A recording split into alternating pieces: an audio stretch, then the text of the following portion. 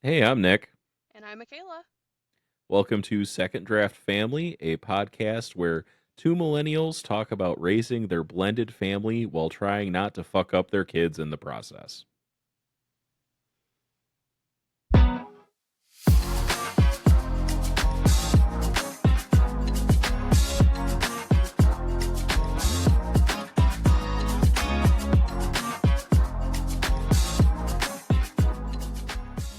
Hey there, everybody. This week, Michaela and I are going to be talking about swiping right on those cutie patooties, as the episode is aptly named. Yeah, we'll have been together 8 years this August, so we've been out of the game for a little bit. They're a fucking bad. No, I'm just. But we definitely had our share of struggles dating as single parents, and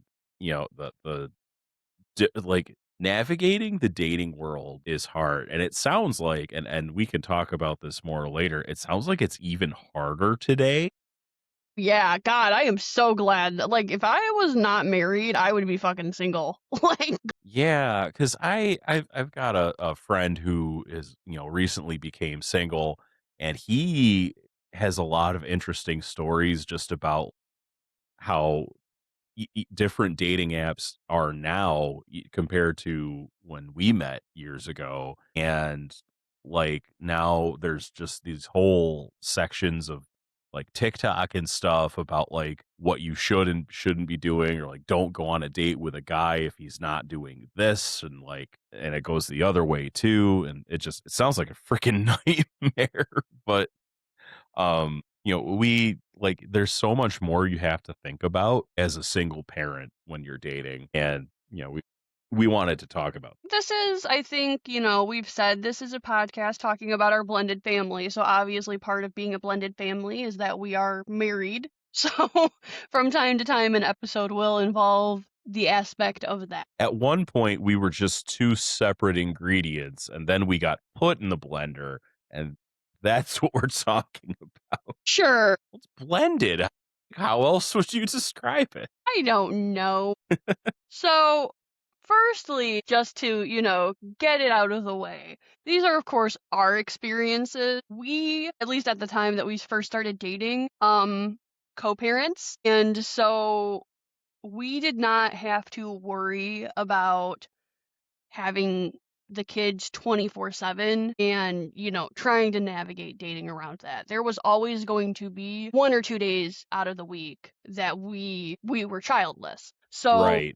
I think, I don't want our perspective to be deemed like that is everyone's experience. Some people don't have a village, and that even, that makes things even more complicated. So Right. obviously, these are just our experiences. Because I mean, because I was a single parent from the time I was 21, and then eight 8 years ago I would have been 29. Yes, because I'm turning 37. So I would have been 29 when we met. So I was a single parent for 8 years. Right. And especially, when you're 21, girls your age don't want to mess with a single dad. It gets a little bit easier the older you get because other people Start to join also, you.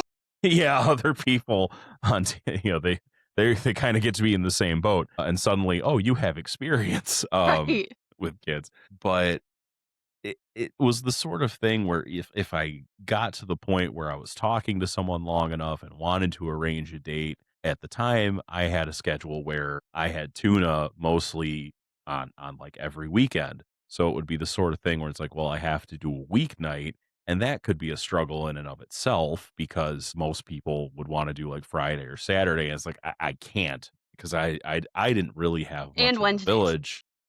Yeah, I had the Wednesdays too. But, my parents were in a position at the time, but they couldn't babysit for me, and I didn't have a bunch of, I was already, as the guy, you expect to go out on a first date and drop money because, traditionally, as the guy, you pay. And it's like, well, I don't, have another 50, $60 to drop on a babysitter too. Right. So, I'd have to work around that, and that could be difficult of itself. And then, if you're talking to someone who's also a single parent, if the schedules don't line up, it just might not even work out at all. Right, absolutely. Once So my experience, I guess, was a little bit different. I got married 2 days before I turned 19, and I was married until the fall of 2016. So by the time I re-entered, I guess, quote unquote, the dating world, I was approaching 25 and I had 3 kids. I feel like you have 1 kid and you're in your 20s, and that's difficult. But, like, I was young and I had 3 children. And mind you, at that time, I had 3 children under 4. right. Like, that is a lot. So, for me, I feel like I wasn't even focused on dating. Like, I will be completely candid about that. I was not looking for a relationship because I just assumed people were not going to want that. Right. Well, without being mean, I will say that does the way you say it, that's a hard sell. It really is. And it's like, for me, I started out having my kids basically 24/7. And so that was like, it was not happening. And then we kind of switched to like him doing every other weekend. And then just circumstances, basically because of lack of childcare. I was having a hard time maintaining a job, and he was living with his mom, so he had the kids predominantly. I had the kids every other weekend, and I feel like that was when I was like, okay, maybe I can sort of start dating people because now I feel like I'm in a position to. Like before that, it was not happening. I think like the occasional hookup, but like basically it was not happening. Yeah, and like you got to try and fit in the dates or hookups when your schedule allows, and that's really hard.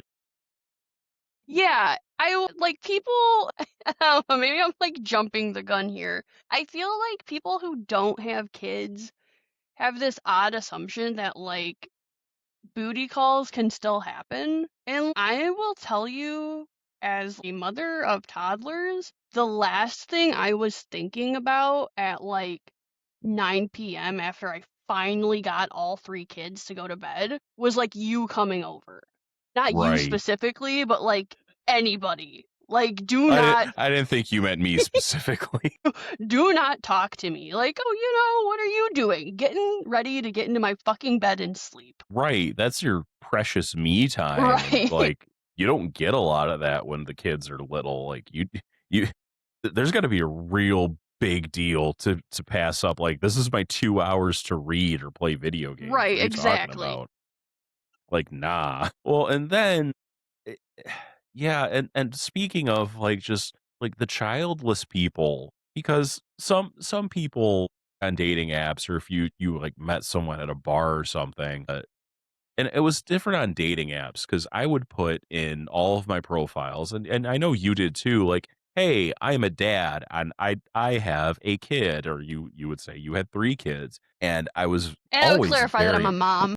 Yes, thank you, that needed to be clarified, but, like, I was always upfront about it, and I could be talking to someone for 3 or 4 days and then casually drop that, like, I had to do something for tuna, and there'd be, like, this, the record scratches to a halt. It's like, "Oh, you have a kid? I don't wanna mess with that." It's like, "What the you didn't read anything? Like, I typed all this out, like, I understand I'm a good-looking guy." No, but, like, you could at least pretend you read the profile. It's in the first 3 sentences. Right. And I always did the same. Like I put in there that I was a mom. The thing that always drove me crazy was even being bisexual, like I was still only having relationships with men, and that's my own sad little small violin story. But they Oh, would boy. ask me to meet them, and it was like they knew we were only going to hook up. Like there was never any intention that they were ever going to be involved with my kids. So a lot of them didn't even pretend. Like Sure. they made it very clear, like I have no interest in dating you. So either we're going to do this or we're not. Like, I always was like, great, so like I'm good enough to hook up with, but I'm not good enough to date because people don't want the baggage of being with someone who has 3 kids. Sure. So like I feel like for a lot of I put so much effort into my dating profile. Like it might as well have been like a legitimate resume. No one ever read it. I would be talking to a guy and he would be asking me questions that I knew he knew the answer to, or he would say like like I put in there, like, oh, my favorite movies.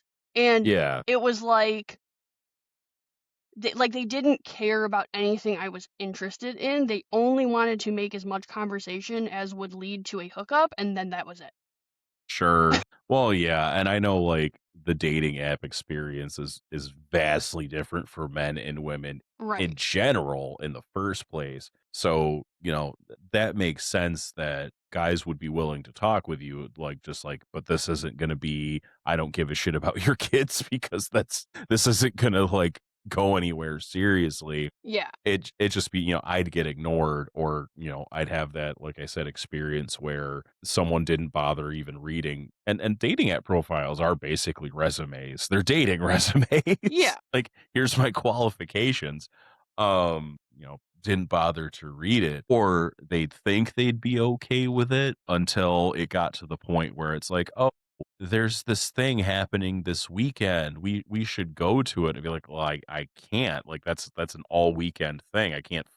I can't find someone to watch Tuna the whole weekend. Tuna was a little kid with diabetes, and I only saw them at the time. I only had them on the weekend, so it's like, well, I don't want to.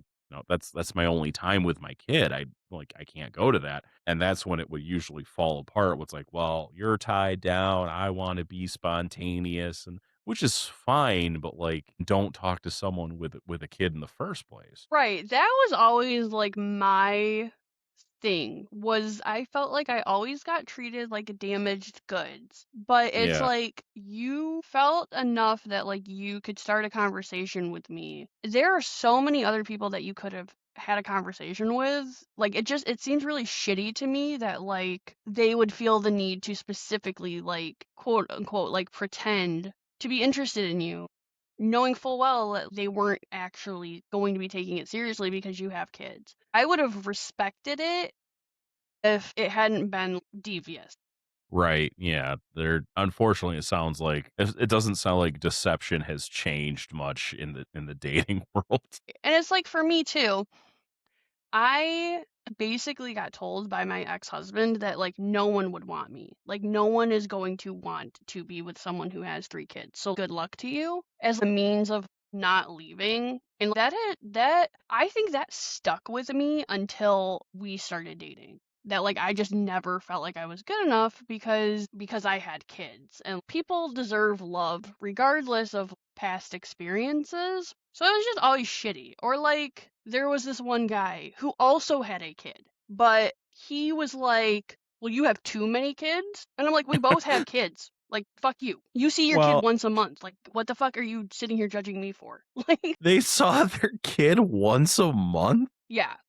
So it's Oh like, my god. like get over yourself. You also have a kid. Like, sorry for being an involved mother, because if I wasn't, that would have been another conversation. Of course. I mean, I also came from a background where I was told that, like, I wasn't good enough, no one else was gonna want you.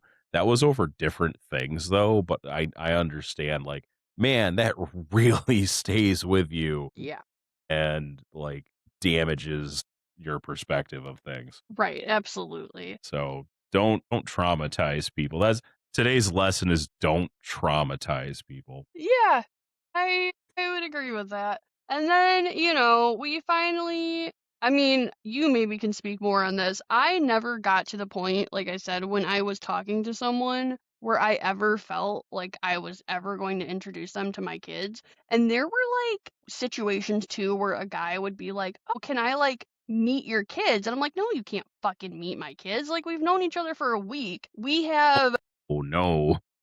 no, you can't meet my kids, you creep." Or they would get weirdly offended because they would forget something and they would come back to get it. And I would run out of my apartment and be like, "Here you go. Like, goodbye. See you maybe never again." But like, "Well, why can't I come in?" "Because my kids are here and I don't want you coming inside.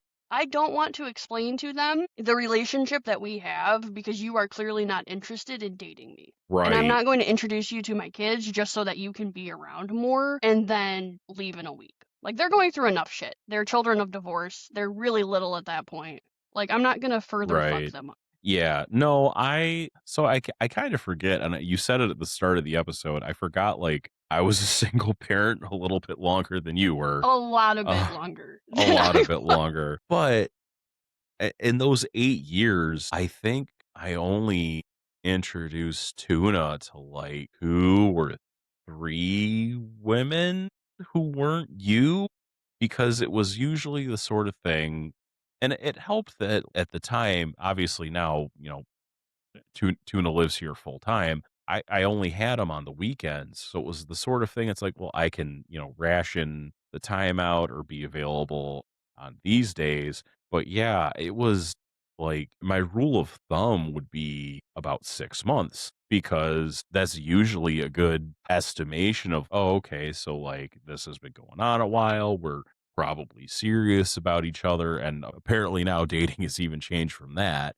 But and again, that was like a rule of thumb. It didn't have to be perfect, but you don't want people coming in and out of your kids' lives and stuff and getting attached and being sad. And that hasn't changed. And I think people still struggle with that now. So, it like that was it was uh it'd be, this fizzled out after 2 months, and I'd be really glad, like, oh man, I didn't let this person come around when Tuna was here. So but even then, the 2 or 3 people who did, one happened when Tuna was like 1.5. So I didn't think like, oh, well, this person was just kind of around a handful of times and didn't get super close with them. I don't think it's going to be a big deal. Right. Tuna was a baby, so it was fine. Like, you take a baby to a store and they see someone, like, that's not gonna damage him. But the other 2, Tuna was a little older, like 5 and 7, maybe? I don't know, something like that, or maybe not 7, maybe 6, but, like, 6, 7, like the last episode. But, and even then, I felt really bad, like, they like Tuna liked this girl, like, she brought them a stuffed animal, and now there's that awkward conversation, like, "Just didn't work out." Sometimes people date and they decide not to anymore, and it's hard to have those conversations, especially for a bad breakup, which one of them was. It's very hard to have those conversations when you're hurting. It Right. and coming from that place of, like, I'm still viscerally upset by this, but I have to be calm and be the grown up and explain, like, sometimes adults date and it just doesn't work out, and so, she's not coming around anymore. And, it's hard. It's definitely really hard. Right. Well, and I guess that leads into our next topic of introducing your kids to your partner. Yeah, because I don't I mean, how long were we dating before I met your three? Mm, let's see. I want to say just under 6 months. Does that seem That right? sounds right. I think so. Because I think I realized like 4 months into us dating that like I was confident enough that like you you were going to be around for a little bit longer. Long enough that I felt comfortable introducing my kids to you. But I still feel like it wasn't that soon. I want to say it was closer to 6 months. I think it was that was around probably the same time that you came over when Tuna was, And I like, at think my like house. that was part of it too. Was you introduced me to Tuna, and so then I was like, okay, like he's introducing me to his kid. So like I feel comfortable introducing him to my kids. Well, and I think it helped too. Like, obviously, we conversed about this sort of thing, about, like, not wanting to do that too soon and being concerned about that. Or I think even like the guy who only saw his kid once a month Yeah. or whatever. And it's like, you don't want your house to be the revolving door of weirdos for your kid. No, definitely not. And then I th- I want to say it was another 2 months after that we introduced our kids to each other.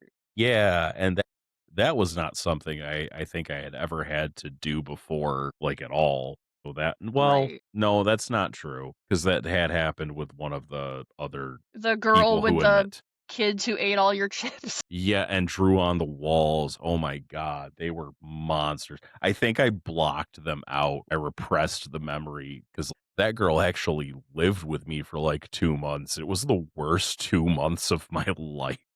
It was It's 2 awful. months of your life so far. Oh my god, do not say that. I don't wanna go backwards. Ugh. But yeah, so, like, I guess in that respect, it obviously went better. I mean, it didn't go bad, we're still here. Right. Yeah, I think I don't think I have really any regrets about how we went about introducing each other. Like you came over and just kind of like quietly observed my kids. Then I think, you came over a few more times and then it was like, yeah, this is my boyfriend. I didn't even tell them like we were dating until like you had met them a few times. Well, it was so different because, like, I would come over and your 3 kids would be entertaining each other or running around together. Mhm. So they they didn't give a shit. They were busy. Whereas you'd come over and it would just be me and Tuna. So Tuna'd be like, "Oh, third person, who are you?" So even that was different, but then, like, introducing them to each other went mostly well, but then I think either Yorkie or Glasses took a Nerf gun and shot Tuna at close range, and that was, like, the worst part of it, and otherwise it was fine. It was something with Legos. Yes, a Lego set got broken, Yeah. and I had to help Tuna put it back. Once I had put it back together with Tuna, it was fine. It was just, like, some of the Legos were not like, Tuna did not want that set being taken apart. Right. But it was like, to be fair, the child in question was considerably younger than Tuna. Yeah. So, having Tuna never had siblings before, it was a very like big adjustment to be like, this child is destroying my toys. Not being an only child has, like, been a big adjustment for Tuna for years. Like, Yeah. it feels like just in the last year after so long, they're kind of okay with it. I think that it helps too, like, now they have a, half sibling, so they are, like, quote, unquote, "officially" no longer in that mindset of, like, "Well, if it wasn't for Makaila, I'd still be an only child," and it's like, "No, you wouldn't." So I think, like, that has helped. Right. Tuna at our house has step siblings, and then Tuna at the co-parent house has a half sibling. So Tuna is not an only child no matter where they go. Correct. And, yeah, introducing our kids to each other too, I know we took them to the zoo for Poopsie's birthday. Yeah. And I think, like, that went so well. Like, I feel like Tuna and Poopsie really clicked, and, like, I feel like that was, like, a really good, like, precursor for us being like, "Is this something that we can do long term?" Yeah. Well, it's hard to have a bad day at the zoo. Right. But it's like, at that point, you have us, and you have 4 kids, and they're just running around and hopped up on sugar for some part of the day. We all loaded into my minivan at the time. And so I think that was the first time that I was like, okay, like I really feel like we could be a family. Like I was really on board with us being long term. I didn't think, oh, we're gonna we're, Nah, we're you were gonna we're gonna clingy. break up in a week. Like Wow, you were so clingy. I really was. I hit it so well. I mean, you did to an ex. I was really trying to play it cool. Well, it worked well enough. I'm still here. Yeah, because it was not until the freaking pandemic happened that we were like in close quarters with each other 24/7. The kids were there 24/7. Tuna was not going to the other house, that it was like he's gonna break up with me. Like this is the breaking point because now there's no escape. Yeah, the pandemic was really something. Anyway, Well, that's going to just about wrap it up this week. Join us next week. We're going to talk about how easy and the struggle of comparing yourself to other parents, especially in this age of social media where there's like a million mom groups on Facebook and you get like the crunchy moms on TikTok. See you all next time. bye. Well, that was something. If you liked what you heard, please tell your friends and follow our social media. We are at Second Draft Family on TikTok, Insta, and Facebook, and at Second Draft Fam Pod on Blue Sky. See you next time. Bye.